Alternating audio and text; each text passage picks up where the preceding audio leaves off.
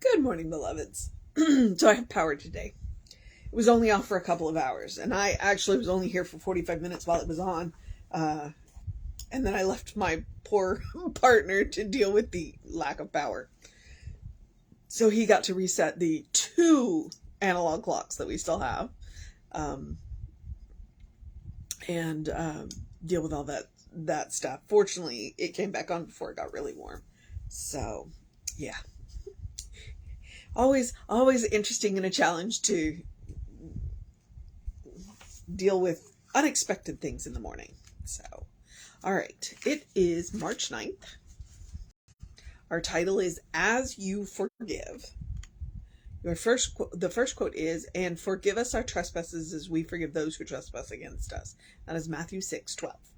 The second quote is, "A person may have many shortcomings, but if they love greatly, much will be forgiven them." People are dying for real human interest, for genuine friendship, for someone to tell them that they are all right. Science of Mind, page 298. Jesse quotes that one frequently. An immutable law states, "As you forgive, so shall you be forgiven." Forgiveness, therefore, is an act of self-kindness. It may also heal the other person, but ultimately forgiveness is done for yourself. Take a moment and in your mind's eye, bring to awareness someone whom you believe wronged you, someone for whom you feel resentment. Allow whatever feelings you have to come to the surface. If you feel the hurt and the pain, let yourself experience that. If you feel anger, allow yourself to experience that too. If you feel some sadness, remember that sadness is the healing feeling. It completes the past and allows you to move on. Feel the past and move on. Now say to this individual, "I forgive you. I forgive you for whatever you have done in the past that may have caused me pain, intentionally or unintentionally, through your actions, your words, or your thoughts. However you may have caused me to suffer, I forgive you." Now begin to visualize good things happening to this person. See only positive experiences occurring in their life. For a moment, imagine releasing them from pain, in a happy, content state, full of joy and peace. Now experience this joy and peace in your own soul. See the two of you sharing it together. Know that you have finally completed with this individual. You are no longer bound by the unfinished business of the past. You can let go and move on. You have forgiven. I bless and release those who have caused me pain, and I let go of the past. As I let go of the past, I feel a burden lift from my shoulders. I forgive everyone. I forgive myself. I am free. And that is D.B. Douglas Bloch. That's very interesting in that he gives you a very specific way to actually do the forgiveness. And it is a forgiveness that you can do to somebody that you no longer have contact with. Especially if it's somebody that's passed on. You can also use it for people that are still in your life and you don't have to do it to them. This is something that happens within your mind's eye, as he says, bring to your mind's eye awareness. So it is something that you can do. Now, if you choose to go to the person and say, "Hey, I have forgiven you for this," that's up to you. But you don't have to. You absolutely don't have to. And when you forgive people, and this is what I'm going to remind you of, you do not have to put yourself back into their presence. You do not have to allow them access to you just because you have forgiven them. Frequently, we forgive people for things that they have done to us, and we choose not to ever let them back into our presence again. Mostly because we don't want to have to forgive them again. And you know what I'm talking about. It's like, if there's somebody in your life that has damaged you, and if you let them back into your life, they will continue to damage you. You do not have to let them back into your life, because it is not, you don't have to continue practicing forgiveness. All right?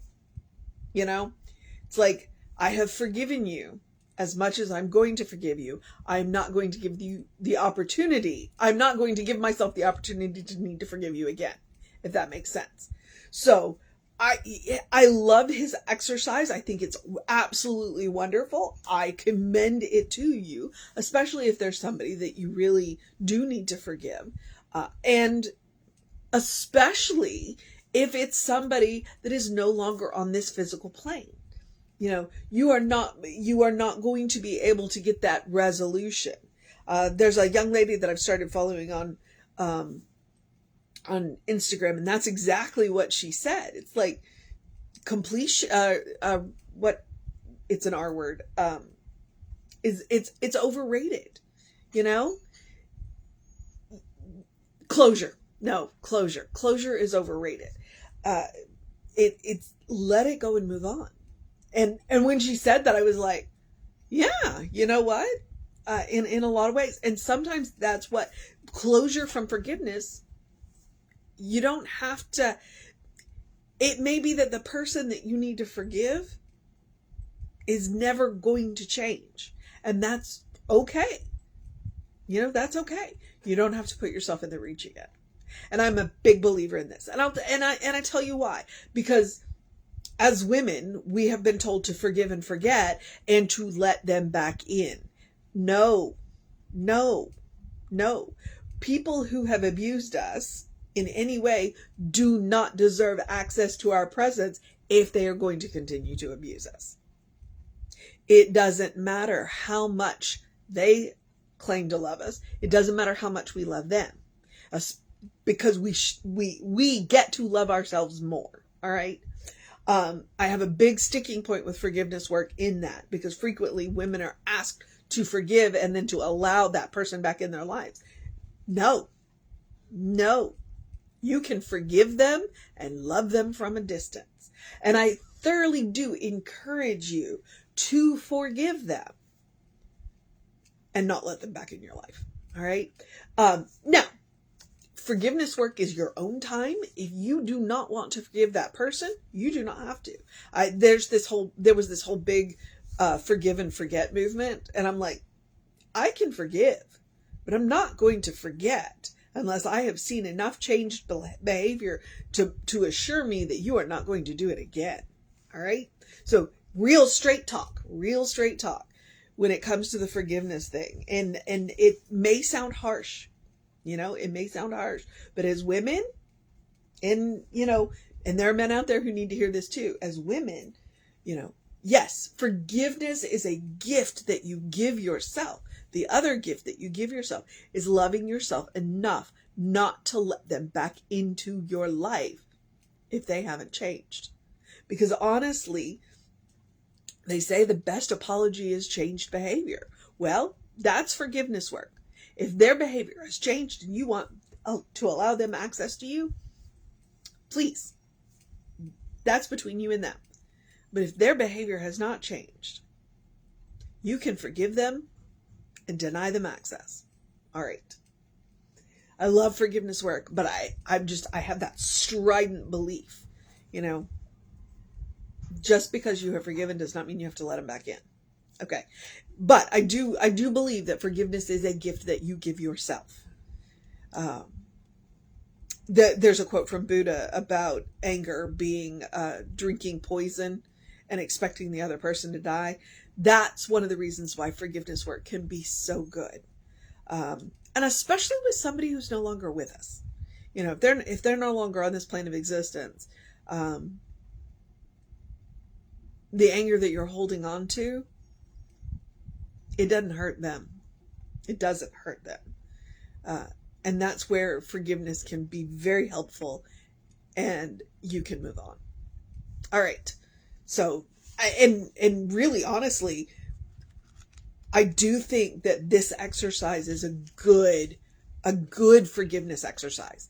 So give it a try it out, and see, and see. So,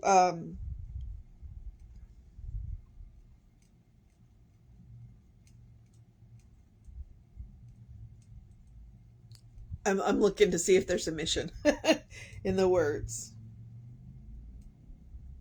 And okay, actually, I really do think that it's the last paragraph before he does the treatment.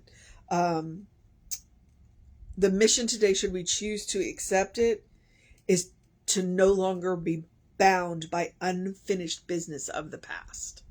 All right? Because that's what forgiveness work is. It's about letting go of all of that unfinished business from the past. You can let go and move on. So the mission today, should we choose to accept it, is to not be bound by unfinished business of the past. All right. The second part of the mission for today is the spiritual practice of doing something loving for yourself, doing something kind for yourself, doing something compassionate for yourself. And honestly, forgiveness work is very loving, kind, and compassionate for yourself. It is. So I commend it to you, forgiveness work, as you are ready. And you can do it by yourself, or if you would like some assistance in that, there are plenty of people, ranging from practitioners and ministers all the way up to therapists, who can and will help you with that. So if you would like us a little assistance with forgiveness work, then, reach out and find the resources to do that. But the spiritual practice of love, kind, and compassion can be as simple as taking a deep breath. It looks like taking a walk. It looks like taking a nap. It looks like letting stuff go, which is something I think I need to work on today. So, yeah, going to work on that today. But it is self-care. Forgiveness is self-care. Forgiveness work is absolutely self-care. But it's also about loving, kind, compassion is about making room for joy in your life. I do say that you are your own best test subject. I would like you to create this as a habit so that your first response to anything that happens is loving, kind, and compassionate. But it's also about making room for joy. So when I say eat dessert first, please read that as making room for joy. Your life is a special occasion. Don't save the good stuff. And I know there's been a recent change in that attitude. And if you wonder, where did this come from? It didn't come out of the blue.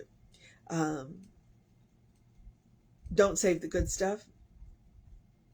It's a reminder to me, about the love of Ruth. So, if you wondered where that change came from, that's where it came from. So, she was a brilliant light, and I want to remember her, and I want to remember her joy. So, your life is a special occasion. Treat it as such, because she certainly did. Okay, I'm going to move on into reminding you that, to do something to engage your mind and your body today, to drink plenty of water. Hydration is super important. Your brain works better.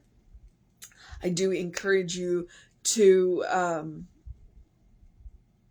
get that early in your day bright light. The sun is just absolutely beautiful today. And now it's going to be hot. And I'm not happy about that. But you know what? I'll live with it. I work in air conditioning. I don't know why I'm grumpy about it. So it's just too early in the year for it to already be in the mid 80s. So yeah, get that early in your day bright light. Enjoy the sunshine early in the day. Reset those circadian rhythms. You'll have more energy during the day. You'll sleep better at night. It's science. You can look it up. All right. It's interesting to know that your hormones are influenced by light, and they are. So, okay. And then my Ernest Holmes quote, open the windows of your soul. Allow the breath of heaven to remind you do live in heaven right here, right now. It's all around us all the time. And forgiveness work is part of that. When you let go of those burdens and you feel lighter, you'll get to heaven faster, right? Heaven is a state of mind. It's a state of consciousness. Once we learn how to create it for ourselves, because it's the only way. It's the only way. You got to learn to create it for yourself. Nobody can take it away from you.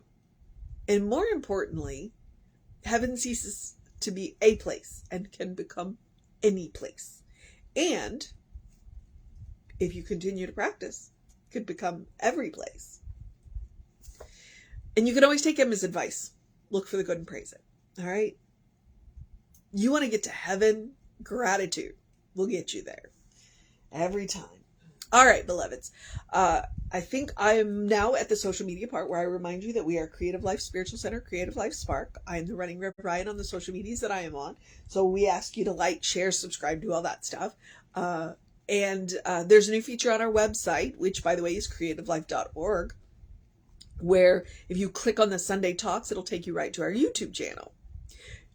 Another way to get to the YouTube channel is if you email info@creativelife.org, that will get you on a constant contact email. The hot links are hot. If it says click here now, it will take you right to whatever it is that you're looking at, including our YouTube channel. I'm very proud of our YouTube channel. I do a lot of work on our YouTube channel. And our Soul Session playlist is fantastic. I mean, there's a lot of great content on our YouTube channel. So please feel free to check it out and share it with your friends. So I'm going to move forward. Yes! I'm at the part where I get to encourage you to have a great day, a wondrous day, a fantastic day, a magical day, an enchanted day, a wonder-filled day, an amazing day. It's a beautiful sunny day. Go do something in the sun for a brief period of time, or as long as you want. A take care of business day. Hey, it's Thursday. The week's almost over. What you got planned this weekend day? A good day, and if that is too much pressure, simply have a day. You are enough just as you are. As I've said before and will continue to say, because it is the truth of your being, you are a beloved child of God. You are a brilliant light, a divine spark, a wonder-filled human being having a spiritual being having a human experience. You are spirit in motion. You are God in action.